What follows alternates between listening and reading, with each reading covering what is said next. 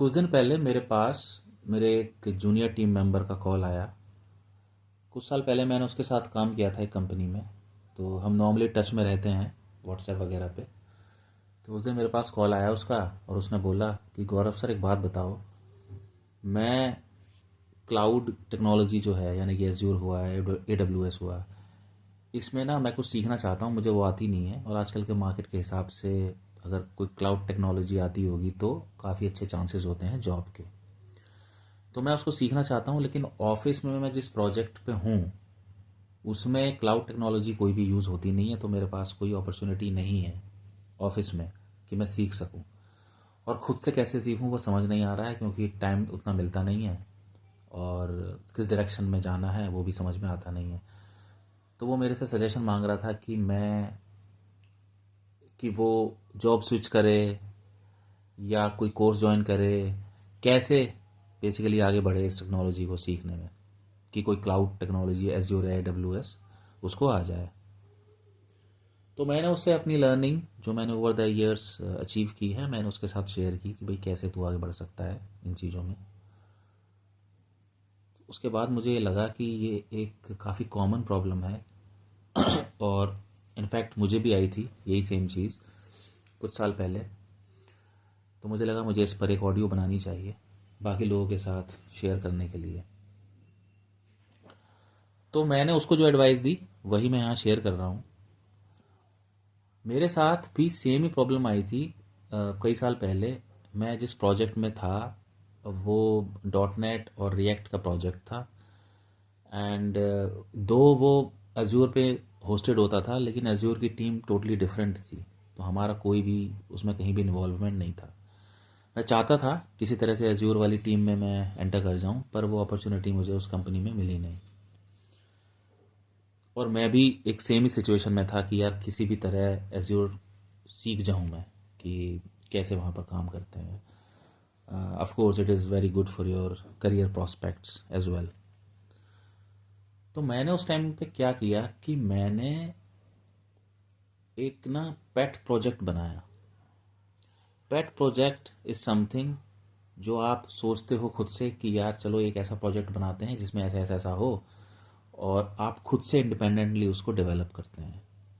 तो मैंने उस टाइम पर एक प्रोजेक्ट बनाया, ऐसी सोचा अपने दिमाग में कि मैं एक OTT एग्रीगेटर का प्रोजेक्ट बनाता हूँ, जो एक 2 पेज की एप्लीकेशन होगी .NET में, जो अलग अलग जो OTT प्लेटफॉर्म्स हैं, यानी कि नेटफ्लिक्स हुआ, प्राइम वीडियो हुआ, हॉटस्टार हुआ, वहाँ का डेटा गैदर करके एग्रीगेट करके और सामने दिखाएगी।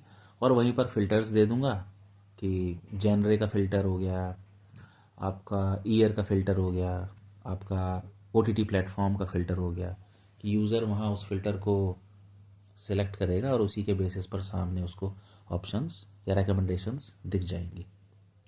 तो ये आइडिया आ गया मेरे दिमाग में।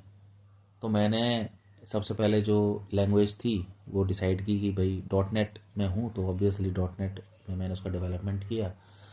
उसकी HTML के लिए, क्योंकि मैं बहुत अच्छी तरीके से बनाना चाहता था इसको, तो मैंने HTML के लिए अपने एक दूसरे टीम मेंबर की हेल्प ली। उसने मुझको HTML बना के दे दी बहुत ही अच्छी सी। मैंने वो HTML यूज़ करके डेवलपमेंट कर दिया उसका। अब कहानी आई उसको होस्ट करने की। तो ऑब्वियसली जिस चीज़ के लिए मैंने ये सब किया था वो यही था कि मैं किसी भी तरह एज्योर पर सीख जाऊँ चीज़ें। तो मैंने नेट पे जा जा के और यूट्यूब पे जा जा के ये चीज़ सीखी कि कैसे मैं अपनी एप्लीकेशन को वहाँ होस्ट कर सकता हूँ, कैसे कैसे जो कस्टम डोमेन है उसको मैप कर सकता हूँ वहाँ पे। क्योंकि क्या होता है, जब आप एज्योर पे होस्ट करते हो तो वो आपको ना एक बना बनाया डोमेन तो देता है, लेकिन उसके एंड में आपका .azurewebsites.net लगा देता है। तो मैं चाहता था कि मेरी साइट का कुछ नाम हो। तो इसके लिए फिर मैंने सर्च किया कि कैसे मैं एक कस्टम डोमेन खरीद के उसको मैप कर सकता हूँ। देन ऑटोमेटिकली मैं फिर GoDaddy पे गया। GoDaddy पे मैंने एक कस्टम डोमेन खरीदा। फिर मैंने ये सीखा कि कैसे मैं इसको मैप कर सकता हूँ अपनी उस साइट से। मैंने उसको मैप किया। फिर मेरे दिमाग में एक और आइडिया आया कि यार मैं इसको SSL पे कैसे डालूँ। तो पता चला SSL पे डालने के लिए मुझको एजूर का एक हायर थोड़ा सा प्लान लेना पड़ेगा। थोड़ा सा पैसा लगा इसमें, थोड़ा सा इन्वेस्टमेंट हुआ, बट वो जब आप कोई भी लर्निंग करते हो, कोई भी स्टडी करते हो, तो ऑब्वियसली वो कहीं ना कुछ इन्वेस्टमेंट तो करना ही पड़ेगा। तो मैंने ये सारी चीज़ सीखी।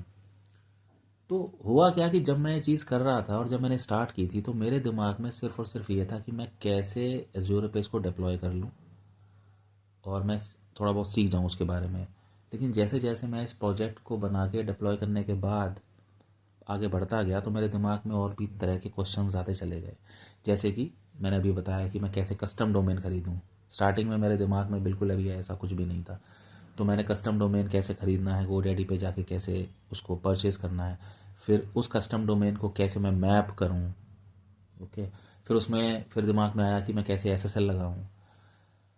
तो मेरे कहने का मतलब ये है कि पेट प्रोजेक्ट एक ऐसी चीज़ है कि अगर आप अपने दिमाग में एक आइडिया लेकर और अपना इंडिपेंडेंटली एक प्रोजेक्ट, एक वेब एप्लीकेशन या एक Windows application, I mean whatever you want to do as per your learning, आप अगर क्रिएट करते हैं तो जितनी लर्निंग आपने सोची या जितना आपका टारगेट था लर्न करने का उस पर्टिकुलर पेट प्रोजेक्ट से, उससे कहीं ज़्यादा लर्न कर जाते हैं। क्योंकि तब आप जैसे जैसे आगे बढ़ते हैं वैसे वैसे आपके दिमाग में और भी नई नई चीज़ें आने लग जाती हैं, जैसे कि मेरे दिमाग में आई। तो इसीलिए जब भी आपको ऐसा लगे कि कोई टेक्नोलॉजी या कोई भी कॉन्सेप्ट आपको सीखना है तो उसका बहुत ही अच्छा तरीका है कि आप एक पेट प्रोजेक्ट बनाइए। यानी कि आप इंडिपेंडेंटली एक आइडिया सोचिए अपने दिमाग में। देखिए, वो वेब एप्लीकेशन या विंडोज़ एप्लीकेशन या किसी भी तरह की एप्लीकेशन कोई ज़रूरी नहीं है कि किसी यूनिक आइडिया पे हो। आप एक बहुत ही सिंपल सी एप्लीकेशन भी सोच सकते हैं कि बस यूज़र गया और वहाँ एंट्री कर रहा है। लेकिन जिस टेक्नोलॉजी को आप सीखना चाहते हैं फोकस वहाँ होना चाहिए आपका। तो आपने अपनी एक एप्लीकेशन रेडी कर ली, उसके बाद आप जिस भी टेक्नोलॉजी को सीखना चाह रहे हैं उसके अकॉर्डिंग अपनी एप्लीकेशन को मोल्ड कर लीजिए।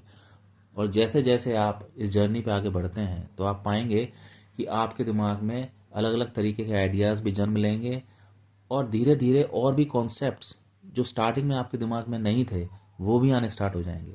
तो जिस लर्निंग टारगेट के साथ आप चले होते हैं, जब ये आपकी जर्नी कंप्लीट होती है, यानी कि जब आपका ये पेट प्रोजेक्ट कंप्लीट होगा, तो उस लर्निंग टारगेट से कहीं ज़्यादा लर्निंग आप कर चुके होते हैं। तो ये एक बहुत ही बढ़िया कॉन्सेप्ट है पेट प्रोजेक्ट का। हाँ, इसमें थोड़ा टाइम देना पड़ेगा डेफिनेटली, लेकिन जैसे ही आप अपने आप से खुद से किसी भी पेट प्रोजेक्ट को बनाना स्टार्ट कर देंगे, देन बिलीव मी आप टाइम निकाल लेंगे। सारी कहानी यही होती है कि हम लोग इंटरेस्ट लूज़ कर जाते हैं, लेकिन पेट प्रोजेक्ट में एक एक पुल होता है, क्योंकि आप एक ऐसी चीज़ बना रहे हैं जो आपने खुद से क्रिएट की हुई है, आप खुद से सोच रहे हैं, तो वो एक अलग तरह का पैशन जन्म लेता है आपके दिमाग में। तो ज़्यादातर चांसेस यही होते हैं कि आप उस पैशन के ज़रिए ज़्यादा टाइम इन्वेस्ट कर सकते हैं और थोड़ा बहुत पैसा भी इन्वेस्ट करना पड़ता ही है इसमें, जो भी आप लर्निंग करते हैं। तो मेरा हर किसी को यही एक सुझाव है, एक सजेशन है कि अगर आपको कोई भी टेक्नोलॉजी, कोई भी कॉन्सेप्ट सीखना है और करंट कंपनी में अगर आप इस तरह के प्रोजेक्ट पे हैं कि आपको सीखने की अपॉर्चुनिटी नहीं मिल पा रही है, तो पेट प्रोजेक्ट एक बहुत ही अच्छा तरीका है जिसके थ्रू आप सीख सकते हैं। Thank you.